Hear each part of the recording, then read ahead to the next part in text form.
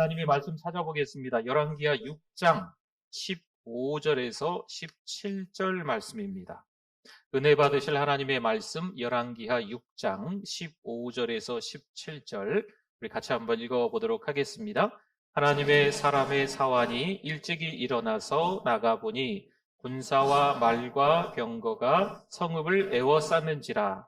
그의 사환이 엘리사에게 말하되 내 주여 우리가 어찌하리이까 하니 대답하되 두려워하지 말라. 우리와 함께한 자가 그들과 함께한 자보다 많으니라 하고 기도하여 이르되 여호와여 원하건대 그의 눈을 열어서 보게 하옵소서 하니 여호와께서 그 청년의 눈을 여심해 그가 보니 불말과 불병거가 산에 가득하여 엘리사를 둘렀더라. 아멘. 여러분들 또 우리 앞뒤분들 한번 보시고 우리 반갑게 우리 인사하시겠습니다. 잘 오셨습니다.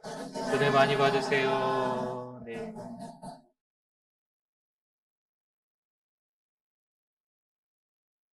날씨가 조금 쌀쌀해서 일들을 좀 보시다가 실내로 들어가면 이 안경을 끼신 분들은요, 이 안경에 이 습기가 이렇게 차는 것 같아요. 한동안 우리가 이 마스크를 꽤 오랫동안 썼죠. 그쵸? 네. 그때도 안경 쓰시는 분들은 이 숨을 쉬니까 이 위에 또 습기가 안경에 껴서 좀 불편하고 어려웠던 것 같습니다. 운전하다가도요, 바깥 온도와 또 실내 온도가 조금 다르면 이 앞유리에 그렇게 뭐 습기가 자꾸 껴가지고 좀 불편한 적이 좀 있으실 것 같습니다. 왜 그렇게 불편하고 어려울까요? 앞을 보지 못하니까. 그렇죠. 안경에 이렇게 습기가 차거나 자동차 앞유리에 이렇게 습기가 차면 앞을 보지 못하기 때문에 그렇게 불편하고 어렵습니다. 새로운 일을 한다는 것은요, 참 두렵습니다. 전망이 있는지 알아보시겠죠? 앞으로 더 나아진다는 보장이 없는데 그 일을 밀고 나가는 것은 좀 위험합니다. 그렇죠. 세상은요, 이 눈으로 보는 거, 내가 경험한 거, 이런 것들이 전부라고 말을 합니다. 하지만 영적인 의미는 좀 다릅니다. 영적으로 성숙한 사람은요, 조금 멀리 내다보는 거죠.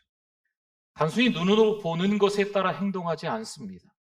눈으로 보는 것은요, 어느 때가 되면 우리에게 낙심을 줄 수 있기 때문에 그렇습니다. 고린도후서 4장 16절에서 18절 말씀에 보니까요. 그러므로 우리가 낙심하지 아니하노니 우리의 겉사람은 낡아지나 우리의 속사람은 날로 새로워지도다. 우리가 잠시 받는 환난에 경한 것이 지극히 크고 영원한 영광에 중한 것을 우리에게 이루게 함이니 우리가 주목하는 것은 보이는 것이 아니요 보이지 않는 것이니 보이는 것은 잠깐이요 보이지 않는 것은 영원함이라. 아멘. 16절에서 18절 말씀을 보니까 이 말씀에서는요, 뭔가 이게 두 가지를 대조하고 있는 거예요. 속사람을 말하기 위해서 겉사람까지 이야기를 합니다. 겉사람은 낡고 약해진다. 그런데 속사람은 어떻게 되지요? 날로 새로워진다 라고 말씀합니다. 또 고난이 있다고 이야기합니다. 하지만 이 고난으로 하여금 영원한 영광에 이르게 한다라고 말씀하고 있습니다. 그래서 보이는 것은 잠깐이지만 보이지 않는 것은 영원하다 이렇게 말씀을 마무리하고 있습니다. 이것이 신자가 세상 사람과 다르게 살 수 있는 비결입니다. 여러분 요즘 뭘 보고 살아가시나요? 어떤 분은 그렇게 집, 자가, 그 집을 그렇게 보고 살아가시다가 드디어 집이 하나 생긴 거죠. 그러면 집을 자랑합니다. 또 자동차를 자랑합니다. 자식을 자랑합니다. 건강을 자랑합니다. 주식도 자랑합니다. 그런 말을 듣다 보면 여러분 어떤 마음이 좀 드십니까? 축하해줘야 되겠다 그런 마음이 드십니까? 아니면 배 아파 속상해 혹시 이런 마음이 드십니까? 이상해요. 왠지 좀 이렇게 속이 좀 쓰리고 그러지 않으세요? 네. 괜히 나만 고생하는 것 같고, 나만 힘든 것 같고, 다른 사람들은 잘 먹고 잘 사는 것 같다라는 그런 생각도 있지 않습니까? 적당한 두려움과 근심은 삶에서 필요하다. 누군가 이야기를 하기는 했습니다.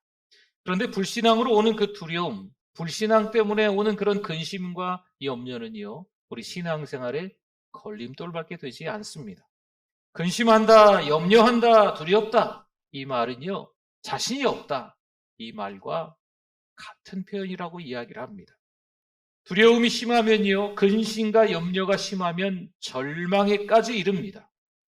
교회는 나오는데 살면서 너무 어렵고 힘드니까 이게 좀 힘든 거죠. 담력이 없는 거예요. 일이 잘 될까 안 될까 두렵습니다. 과연 이 일을 했을 때 전망이 있을까 없을까 걱정만 앞서는 거죠. 아무래도 상황이 너무나도 더 커 보입니다. 여러분, 창문과 거울은요, 계속 닦아야 한다 말합니다. 닦지 않으면 더러워져서 어떻게 될까요? 창문을 통해서 그 건너에 있는 경치를 볼 수가 없습니다.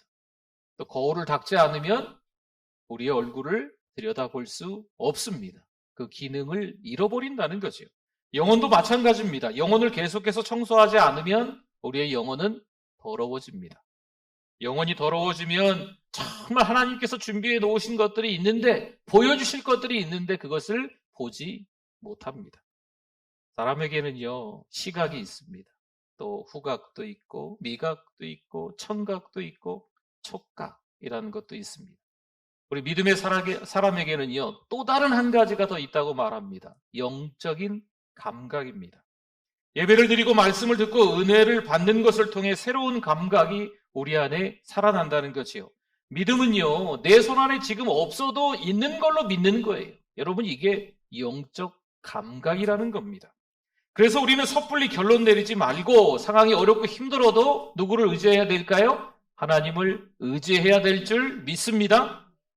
8절과 9절을 한번 볼까요? 오늘 열왕기하 6장인데요. 8절과 9절에 보면 그때 아람 왕이 이스라엘과 더불어 싸우며 전쟁 중에 있습니다. 그의 신복들과 의논하여 이르기를 우리가 아무데 진을 치리라 하였더니 하나님의 사람이 이스라엘 왕에게 보내 이르되 왕은 삼가 아무 곳으로 지나가지 마소서 아람 사람이 그곳으로 나오나이다 하는지라. 아멘. 아람과 이스라엘의 전쟁 가운데 매번 이 아람이라는 나라가 더 사실 강대국인데 패전하는 거죠. 이유는 그 이스라엘 나라에 하나님의 사람이 있다는 거예요. 그 하나님의 사람의 이름은 엘리사 선지자입니다. 이 엘리사 선지자가 어떻게 우리가 매복할 것을 다 알고 그 길을 알고 항상 막아선다는 거죠, 이스라엘이. 아람 왕이 침실에서 한 말까지도 선지자가 안다, 이렇게까지도 생각했습니다. 이에 계속 패전하던 아람 왕이 어떤 방법을 쓸까요? 14절을 한번 볼까요? 아람 왕이 이에 말과 병거와 많은 군사를 보내매 그들이 밤에 가서 그 성읍을 에워쌌더라. 아멘. 이제 아람 왕은요, 조금 있으면 엘리사 선지자가 붙잡히고 죽을 것이기 때문에 뭔가 기대하고 있습니다. 항상 패전했지만 이제 승전하겠다. 그 많은 병사들을 보냈는데 그 성읍을 에워쌌는데 뭐 하나님의 사람이라고 해서 엘리사라고 해서 별 다른 방법이 있겠나? 대안이 없을 거다. 꼼짝없이 잡힐 거다. 꼼짝없이 죽을 거다. 이렇게 생각을 했습니다. 그런데 정말 하나님의 사람이 그렇게 될까요? 15절 한번 볼까요? 하나님의 사람이 사환이 일찍이 일어나 나가보니 군사와 말과 병거가 성읍을 에워쌌는지라. 그의 사환이 엘리사에게 말하되 내 주여 우리가 어찌하리이까 하니. 아멘. 여러분, 상황은 사실 이래요. 상황은 우리가 바꿀 수가 없습니다. 좀처럼 어렵고 힘든 일들이 한번 닥치기 시작하면 거기서 헤어나올 수가 없는 거지요. 우리 마음까지 무너지는 거예요. 그에 따라 찾아오는 절망, 포기, 예외 없이 피해갈 수 없습니다. 두려움으로 벌벌 떨고 있는 젊은 청년 이 사환을 한번 생각해 보세요. 분명 이들은 한 곳에 같이 있습니다. 엘리사 선지자 그리고 엘리사 선지자의 종, 그 사환, 젊은 청년 같이 있습니다.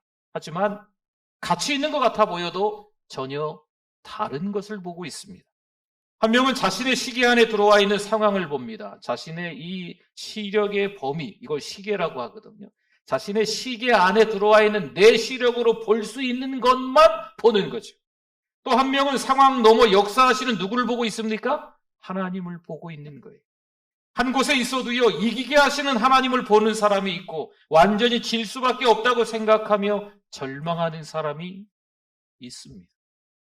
엘리사 선지자가 말하네요. 우리와 함께한 자가 그들과 함께한 자보다 많으니라. 엘리사는 기도합니다. 여러분, 어떤 기도를 지금 이 시점에 하면 좋을까요?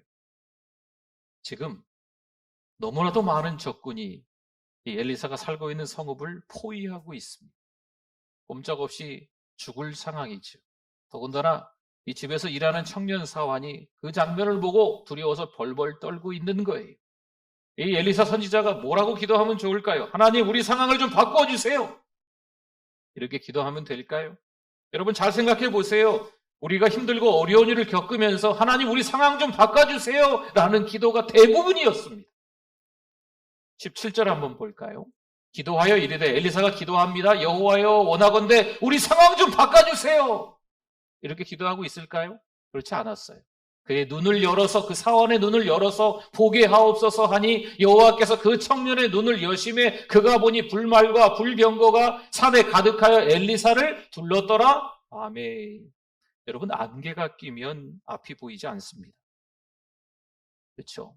창문에 습기가 차면 그 창문 너머의 경치를 구경할 수가 없습니다. 너무 곤란합니다. 하지만 분명 안개는 사라져요. 습기가 없어질 겁니다. 보이는 상황에만 두려워하지 마십시오. 분명히 시간이 지나면 그 상황은 지나가게 될 거예요. 그런데 그 상황에 맞닥뜨렸을 때 우리가 그 상황에만 집중해서 어떡하지? 앞이 보이지 않네. 이렇게만 할 것인가? 아니면 믿음으로, 믿음의 눈을 열어달라고 하나님 앞에 기도할 것인가? 차이가 납니다. 우리와 함께 한 자가 많으니라. 불말과 불병거가 산에 가득하여 엘리사를 둘렀더라. 할렐루야. 하나님은 여전히 우리와 함께 하시는 줄 믿습니다. 우리 눈에 보이는 상황이 만만치 않습니다. 우리가 직접 피부로 겪는 그 어려움들이 너무 녹록지 않습니다. 너무 어려워요. 너무 절망스러워요. 때로는 포기하고 싶은 마음도 듭니다.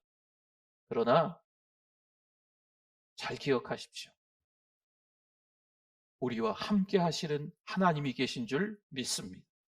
성도 여러분, 우리 안에 욕심이 생기는 순간 이 우리의 영이 흐려져요.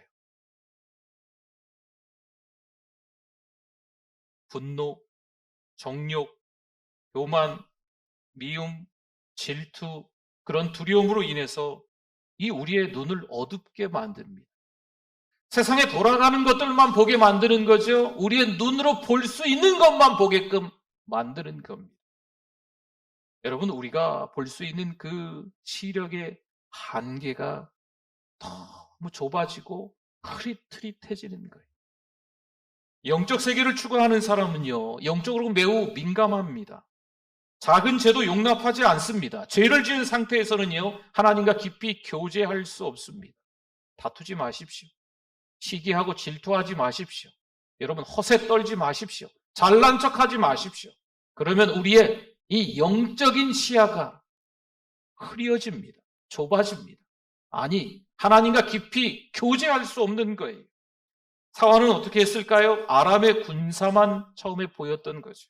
꼼짝없이 우리는 죽을 거라 절망할 수밖에 없었던 겁니다. 그러나 하나님께 기도한 엘리사 선지자, 눈을 열어서 이 사환이 보게 하옵소서 했더니 눈이 열어지고 그 성읍을 둘러싸고 있는 군사보다 더 수요가 많은 불말과 불병거를 보게 된 줄 믿습니다. 아수르왕 사네립이요, 18만 5천 명을 거느리고 예루살렘을 쳐들어와서 그 예루살렘을 다 포위하던 때가 있었어요. 그때 왕이 히스기야 왕입니다. 히스기야 왕이 이렇게 이야기하는 거예요. 두려워하지 말라. 역대하 32장 7절과 8절 말씀입니다. 너희는 마음을 강하게 하며 담대히 하고 아스로 왕과 그를 따르는 온 무리로 말미암아 두려워하지 말며 놀라지 말라. 우리와 함께 하시는 이가 그와 함께하는 자보다 크니 그와 함께하는 자는 육신의 팔이요 우리와 함께 하시는 이는 우리의 하나님 여호와시라. 반드시 우리를 도우시고 우리를 대신하여 싸우시리라. 하매 백성이 유다 왕 히스기야의 말로 말미암아 어떻게 했다고요? 두려워서 벌벌 떨었더라라고 말씀합니까? 아니죠. 우리와 함께 하시는 하나님이 계시다고 하니까 백성들이 다 안심하게 된 줄 믿습니다. 다윗에게 대적이 참 많았습니다. 파란만장한 삶을 살았던 다윗. 그런데 다윗이 이렇게 말합니다. 시편 3편 6절 말씀인데요. 천만인이 나를 애워싸 진친다 하여도 뭐라고 합니까? 나는 두려워하지 아니하리이다. 아멘. 왜 이런 말을 할 수 있었을까요? 누가 함께 하시니까? 하나님이 함께 하시니까. 12명의 정탐꾼이 40일 동안 가나안 땅을 정탐하고 돌아옵니다. 10명의 보고는요, 그 땅의 열매를 보이며 이렇게 말합니다. 저희가 들어가서 보니까 그들은 강합니다. 그들은 키도 크고 덩치도 좋고 그럽니다. 그들의 성읍은 너무나 큽니다. 그들에 비하면 우리는 메뚜기밖에 되지 않습니다. 그리고 모세를 원망하는 거죠. 지휘관을 세워서 우리 애굽으로 돌아갑시다. 이에 2명 여호수아와 갈렙은 어떻게 말할까요? 여러분 10명이 한 내용과 그리고 여호수아와 갈렙 2명이 말한 내용이 어찌 보면 비슷할 수도 있어요. 그러나 사실은 전혀 다른 내용입니다. 민수기 14장 8절과 9절을 보니까요. 여호와께서 우리를 기뻐하시면 우리를 그 땅으로 인도하여 들이시고 그 땅을 우리에게 어떻게 한다고요? 주시리라. 이는 과연 젖과 꿀이 흐르는 땅이니라. 다만 여호와를 거역하지는 말라. 또 그 땅 백성을 두려워하지 말라. 그들은 우리의 먹이라. 예전 성경에는 밥이다 이렇게 나왔어요. 그들은 우리의 밥이라. 그들의 보호자는 그들에게서 떠났고 여호와는 우리와 함께 하시느니라. 그들을 두려워하지 말라 하나. 아멘. 이 2명은요. 두려워하지 말라. 하나님이 함께 하실 거다. 그들은 우리의 밥이다. 이렇게 외쳐대는데 이 10명의 정탐꾼의 보고를 이스라엘 백성들이 다 신뢰해서 밤새도록 통곡합니다. 여러분 잘 들어보세요. 눈으로 보이는 상황에만 급급하면 허송세월을 보내는 거예요. 그 이후에 이스라엘 백성이 광야 40년을 방황하게 돼요. 눈으로 보는 것에 대한 설명으로 이스라엘 백성들이 다 그 말에 그런가 보다 해서 두려워 벌벌 떠니까 쓸데없는 시간을 낭비하는 것처럼 보이는 거죠. 영적 세계를 추구하는 사람은요, 민감해요. 하나님을 보는 사람들은요, 분별합니다. 하나님을 바라보고 살아가는 사람은요, 판단력이 있습니다. 내가 지금 이 공동체에 들어가야 되나 말아야 되나? 내가 지금 이것을 먹어야 되나 말아야 되나? 내가 저 사람처럼 영적 교만에 빠져서 허세를 떨어야 되나 말아야 되나? 겸손과 온유로 살아야 되나 말아야 되나? 영적인 세계를 추구하는 사람은요, 죄를 짓고 난 이후에 회개합니다. 여러분, 회개하고 난 이후에 그 영적인 세계를 추구하는 사람이 더 이상 죄를 짓지는 않을까요? 그건 아니에요. 하지만 죄에 민감합니다. 하나님 앞에 회개하며 엎드릴 줄 아는 거죠. 성경을 백독해도요, 두려워 벌벌 떠는 경우가 있어요. 젊었을 때 신학 공부를 좀 했다고 으스대며 말하는 사람들이 있습니다. 하지만 하나님의 뜻을 찾는 데에는요, 한계가 있습니다. 신앙생활을 너무 오랫동안 한 거죠. 그런데 막상 두려움과 염려를 떨쳐버릴 수가 없는 거예요. 내 믿음의 실력으로는 안 되기 때문입니다. 누가 도와주셔야 할까요? 그렇죠. 성령 하나님이 도와주셔야 될 줄 믿습니다. 성령이 임하셔야 하는 겁니다. 성령께서 어두운 마음을 밝히시는 줄 믿습니다. 여러분, 우리의 영안이 밝아지면요, 상황이 좀처럼 쉽지 않아도 어려워도 재해석할 수 있어요. 왜요?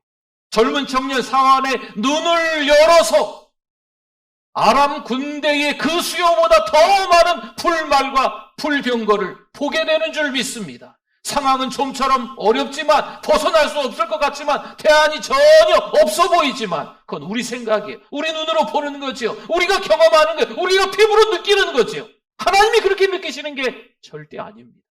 하나님을 보는 사람은 누가 해결해 주신다는 걸 믿는 거죠? 하나님이 해결해 주신다는 걸 믿는 거죠.